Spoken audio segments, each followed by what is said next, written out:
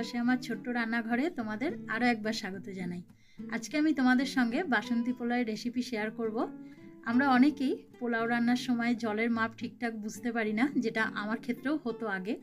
দেখা যায় বেশি জল দিলে চাল বেশি গলে যায়, আবার কম জল দিলে চাল ঠিকঠাকভাবে সেদ্ধ হয় না। তবে আজকের এই ভিডিওতে কিভাবে একদম ঝরঝরে বাসন্তী পোলাও রান্না করা যায় সেটাই তোমাদের সঙ্গে আমি শেয়ার করব। তাহলে চলো দেরি না করে ঝটপট রান্নাঘরে ঢুকে পড়ি। এখানে দেখো আমি 3 কাপ গোবিন্দভোগ চাল নিয়েছি। চালটা প্রথমে আমি ভালোভাবে ধুয়ে নেব। চালটা দেখো আমার ধোয়া হয়ে গেছে। তারপরে একটা বড় ছাঁকনিতে এভাবে একটু রেখে দিয়েছি, আর নিচে একটা বাটি রেখে দিয়েছি যাতে এক্সট্রা জলটা বাটিতে ঝরে পড়ে যায়। তারপর চালটা আমি একটা থালার মধ্যে পরে ঢেলে নেব। এখন দেখো একটা থালার ওপর আমি চালটা নিয়ে নিয়েছি, আর থালার ওপরেও শুকিয়ে যায় তাড়াতাড়ি, কোনো অসুবিধা হয় না। কিন্তু তোমরা যদি চাও যে একটা কাপড়ের ওপর এভাবে চালটা মেলে দেবে, সেভাবেও দিতে পারো, বা একটা ওড়নার ওপরে দিতে পারো, কোনো অসুবিধা নেই। আর যদি থালার ওপরও দাও তাহলে এভাবে দেখো হাত দিয়ে বারবার করে নেড়েচেড়ে একটু দেবে, দেখবে তাড়াতাড়ি করেই শুকিয়ে যায়। এখন দেখো বেশ ভালোভাবে শুকিয়ে গেছে, একদম ঝরঝরে হয়ে গেছে। তো সবার প্রথম এর মধ্যে আমি এবার দেব 2 চামচ ঘি। তারপর এতে দিয়ে দিলাম 1 চামচ হলুদ গুঁড়ো, 8 চা চামচ মতো গরম মশলা গুঁড়ো, আর 1 চামচ আদা বাটা। তারপর এগুলোর সঙ্গে চালটা ভালোভাবে মেখে নেব।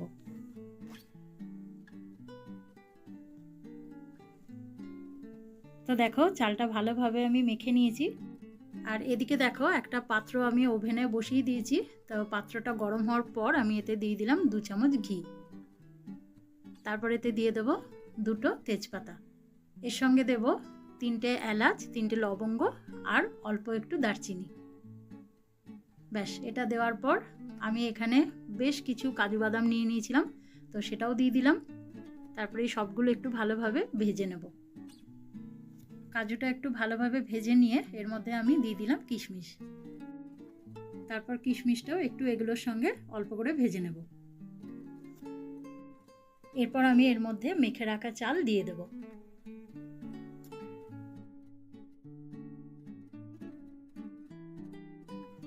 এবার দেখো আমি ওভেনের আঁচটা কিন্তু একদম লো করে দিয়েছি, আর লো আঁচেই আমি চালটা একটু ভালোভাবে ভেজে নেব। আর চালটা দেখো এখন ভাজা হয়ে গেছে। সেটা বুঝবে কি করে? যখন দেখবে গোবিন্দভোগ চালের একটা খুব সুন্দর গন্ধ বেরোচ্ছে, তখনই বুঝবে চালটা ভাজা হয়ে গেছে। এবার আমি এর মধ্যে জল দেব। তো জলের মাপটাও এবার তোমাদের আমি বলবো। ধরো যে কাপের মাপে তোমরা চাল নেবে সেই কাপের মাপেই কিন্তু জল নিতে হবে। ধরো 1 কাপ চাল নিয়েছো, তাহলে তোমাদের নিতে হবে 2 কাপ জল। তো আমি এখানে 3 কাপ চাল নিয়েছি, তাহলে দেব 6 কাপ জল। তবে 6 কাপ জল দেওয়ার পরও আমি এই এক্সট্রা 1 কাপ জল আরও মেশাবো। আর এই এক্সট্রা 1 কাপ জল দিলেই কিন্তু চালটা একদম পারফেক্টলি সেদ্ধ হয়। মানে আমি নিজেও করে দেখেছি, সেই জন্য তোমাদের সঙ্গে শেয়ার করলাম। তারপর দেখো এখানে আমি দিয়ে দিলাম স্বাদ মতো নুন, আর দিলাম অল্প একটু চিনি। তোমরা যে যেরকম মিষ্টি খাও সেভাবেই চিনি দেবে। আর দিয়ে দিলাম কাঁচা লঙ্কা। এরপর আমি ভালোভাবে এটা মিশিয়ে নিয়ে 10 মিনিটের জন্য লো আঁচে রেখে দেব। তারপর 10 মিনিট পর ঢাকাটা খুলে আরেকবার একটু নেড়েচেড়ে দেব। তারপর ভালোভাবে নেড়েচেড়ে দেওয়ার পর আমি আরও 5 থেকে 7 মিনিটের জন্য লো আঁচে ঢাকা চাপা দিয়ে রেখে দিলাম। 5 থেকে 7 মিনিট পর এবার আমি তোমাদের দেখাবো যে কতটা পারফেক্টভাবে চাল সেদ্ধ হয়েছে, আর তার সঙ্গে কতটা ঝুরঝুরে হয়েছে। দেখো বাসন্তী পোলাও একদম রেডি। এবার আমি একটা ডিশের মধ্যে সার্ভ করে নেব। এই দেখো আমি একটা ডিশের মধ্যে সার্ভ করে নিয়েছি। আর বাসন্তী পোলাওয়ের সঙ্গে আলুর দম, চিকেন কষা, ডিম কষা, এছাড়াও পনির, সব কিছুই ভালো লাগে। তবে আজকে আমি করেছিলাম চিলি চিকেন, আর সেটাই আমি বাসন্তী পোলাওয়ের সঙ্গে নিয়ে নিয়েছি।